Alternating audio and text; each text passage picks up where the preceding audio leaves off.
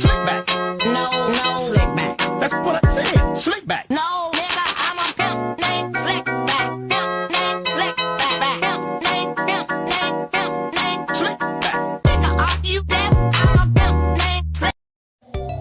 Baiklah, Assalamualaikum warahmatullahi wabarakatuh. Perkenalkan, nama saya Siti Fatima dari kelas 223A Manajemen dari Sekolah Tinggi Ilmu Ekonomi Makassar Maju. Nah, pada kesempatan kali ini saya akan memaparkan sedikit tentang materi perencanaan dan pengembangan karir dari mata kuliah Manajemen Sumber Daya Manusia.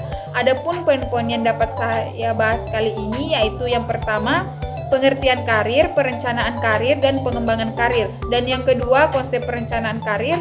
Dan yang ketiga, ruang lingkup karir. Dan yang keempat, yaitu pengembangan karir. Dan yang kelima, komponen pengembangan karir. Dan yang keenam, proses pengembangan karir. Dan yang terakhir, yaitu manfaat dan pengembangan karir. Nah, poin pertama yaitu pengertian karir, pengembangan karir, dan perencanaan karir. Menurut Gary Dessler, pada tahun 2021, karir dapat diartikan sebagai posisi pekerjaan yang dimiliki seseorang selama bertahun-tahun.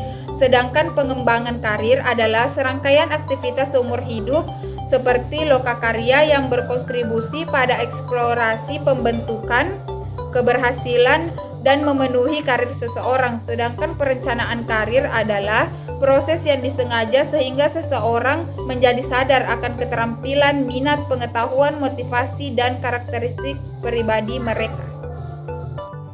Poin kedua yaitu konsep perencanaan karir. Adapun konsep-konsep dasar perencanaan karir yaitu diantara lain yang pertama karir, yang kedua jenjang karir, yang ketiga jalur karir, dan yang keempat yaitu tujuan karir, dan yang kelima yaitu pengembangan karir. Poin ketiga yaitu ruang lingkup karir.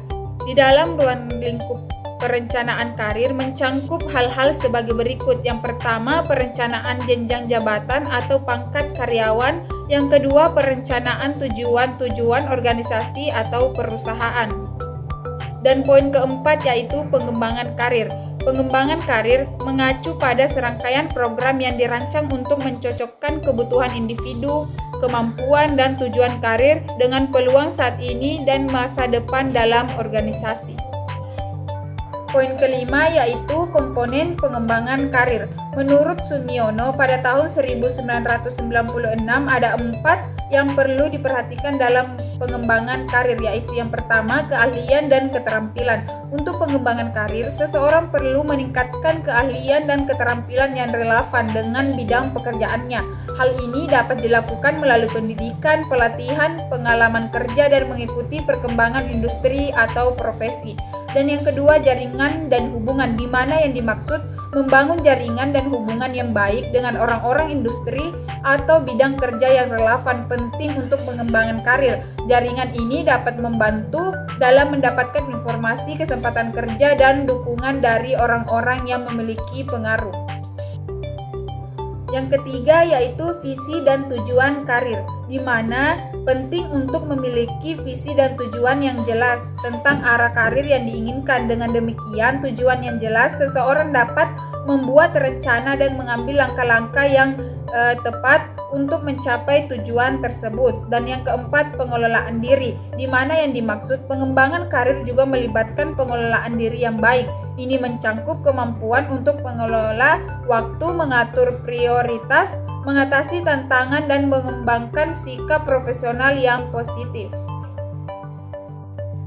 Poin keenam yaitu proses pengembangan karir. Adapun beberapa proses pengembangan karir yaitu diantara lain yang pertama, mengidentifikkan kebutuhan karir, yang kedua, mengembangkan peluang karir, yang ketiga yaitu mengintegrasikan kebutuhan karyawan dengan peluang karir, dan yang keempat yaitu pemantauan secara reguler. Poin ketujuh yaitu manfaat dari pengembangan karir. Pengembangan karir memiliki beberapa manfaat, di antara lain yang pertama mendorong komunikasi terbuka pada semua tingkat organisasi. Yang kedua, pengembangan karir membantu organisasi menyadari dan memetakan keterampilan dan kompetensi karyawan sehingga organisasi dapat menempatkan karyawan pada posisi atau pekerjaan yang tepat. Dan yang ketiga, pengembangan karir menawarkan karyawan dan manajer bantuan terkait keputusan karir. Dan yang keempat, mempertahankan aset sumber daya manusia yang sangat diperlukan dan mempersiapkan mereka untuk di posisi tingkat atas di masa depan. Dan yang kelima yaitu rencana pengembangan karir, memberikan umpan balik yang diperlukan untuk mengevaluasi tingkat keberhasilan dari kebijakan tertentu.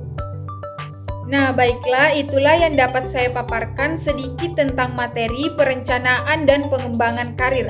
Jika ada salah kata dan kurang mohon dimaafkan. Wabillahi taufiq wal hidayah. Assalamualaikum warahmatullahi wabarakatuh.